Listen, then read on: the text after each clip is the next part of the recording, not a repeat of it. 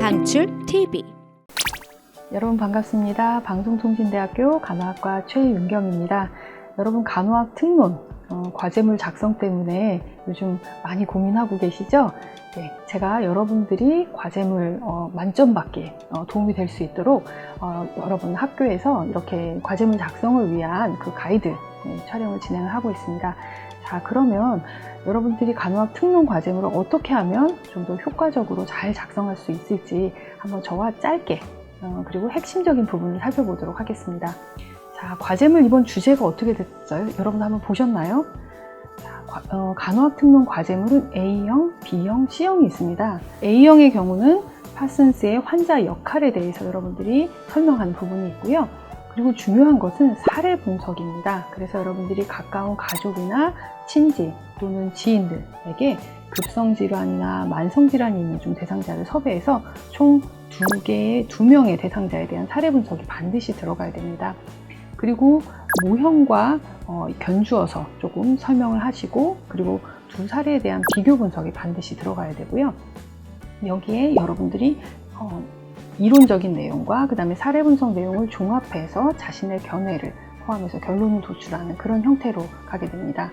나머지 B형, C형도 마찬가지입니다. B형은 서치만의 단계별 질병, 과정, 모형에 대해서 분석을 하시게 되는데요. 중산층과 빈곤층에 따라서 사례를 또 수집을 하셔서 사례 분석하시고 또 모형과 비교 분석해서 결론을 도출하되 자신의 생각을 반영하는 것이 중요하겠습니다. 그리고 C형은 이제 학번 뒷번호가 6, 7, 8, 9번인 경우에 해당이 되는데요. 앤더슨의 의료 이용 예측 모형에 대해서 여러분들이 정리를 하고, 그리고 급성질환과 만성질환 대상자 2명을 선정을 해서 사례를 분석을 해서 제시를 하고, 또 자신의 견해, 그 다음에 이제 비교 분석 내용들 다 제시하면서 마지막에 종합 결론을 도출하는 형태로 가게 됩니다. 그래서 지금 이제 제가 제시한 부분에서 색칠한 부분들 같은 경우는 과제물 보고서에 반드시 들어가야 되겠죠. 예를 들어서 사례를 제시했는데 비교 분석을 제시하지 않았다, 이렇게 되면 강점이 되겠죠. 그래서 이 주제가 어떤 것인지 주제의 유형을 분석하고 구성 요소들이 무엇이 있는지를 파악하는 것이 중요할 것 같습니다. 자, 그러면 과제물 작성을 어떻게 하는지 한번 구체적으로 살펴보겠습니다. 자, 방금 말씀드렸듯이 본인의 과제 유형을 확정했어요. 예를 들면 파슨스의 모형이다, 이렇게 확정을 했으면 이거에 대한 교재 내용을 살펴보고, 그리고 참고 문헌을 여러분들이 자료를 좀 찾아보셔야 됩니다. 특히 전문 서적이라든지 학술지 출간 논문 같은 것들이 중요할 것 같고요. 그 외에 연구 보고서나 웹사이트도 좋은데 신뢰할 만한 그런 사이트들이 해당될 것 같습니다. 그리고 사례에 대한 분석 결과와 본인의 생각을 정리하는 단계. 사례를 반드시 여러분이 가족이든 친지든 이웃사람이든 아니면 보건소든 경로당이든 이런 곳에서 직접 발굴하는 것이 의미가 있을 것 같습니다. 자, 그리고 나서 관련된 자료들을 조금 이제 정리를 하면서 이제 컴퓨터 앞에 앉아서 한글이나 워드나 이런 곳에 서론부터 쓰기 시작하셔야 되겠죠.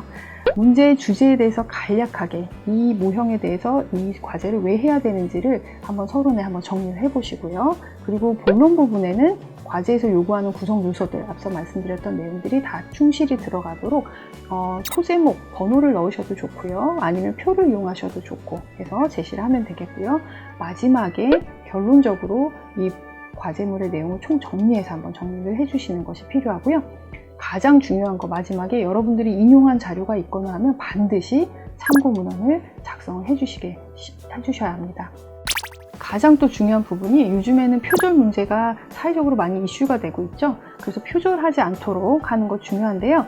저희 간호학 특론 같은 경우에 채점위원들이 이렇게 배분이 되어 있고 이제 저와 함께 채점을 하는데 표절률이 다 화면에 보입니다. 그래서 어느 학교, 어느 학우님과 표절이 몇 프로다 이런 게 다 나오고 어떤 문장이 표절되었는지 참고 문헌, 사례까지도 동일한 경우들이 있어요. 그래서 이런 부분들이 표절로 인하게 되면은 여러분들 점수를 받지 못합니다. 그래서 표절률 유의할 수 있도록 서툴더라도 본인이 작성하는 것이 매우 중요하겠습니다.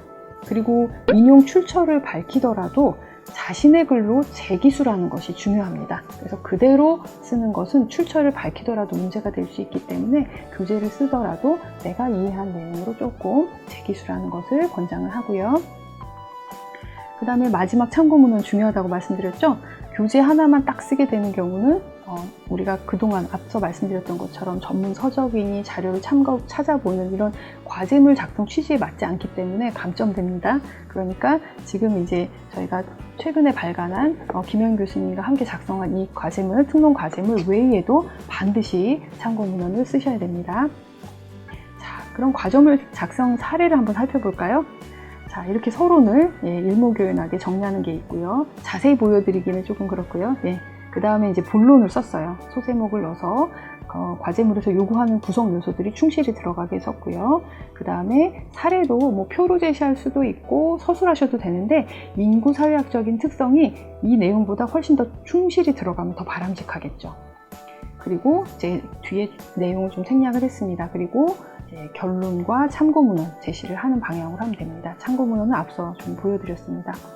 자, 마지막으로 과제물 제출 전 꼭 기억할 사항. 여러분들 방송대 중앙도서관 자료 활용하셔도 되고요. 그 다음에 기타 서점이라든지 지역대학 도서관 자료들 반드시 활용하시면 좋을 것 같고요.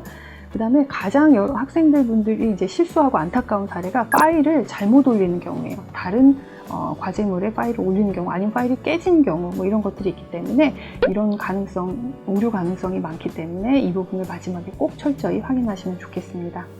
자, 그 다음에 또 이제 기억할 사항은 감점 사유가 궁금하시죠? 솔직히 많이 제일 궁금하실 것 같아요.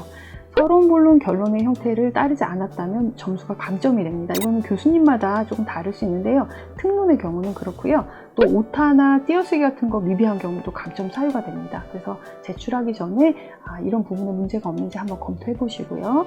그 다음에 참고문헌 기재에 연도가 빠졌다거나 뭐 제목이 빠졌다거나 뭐 교재만 인용한 경우, 이런 경우도 감점될 수 있고요.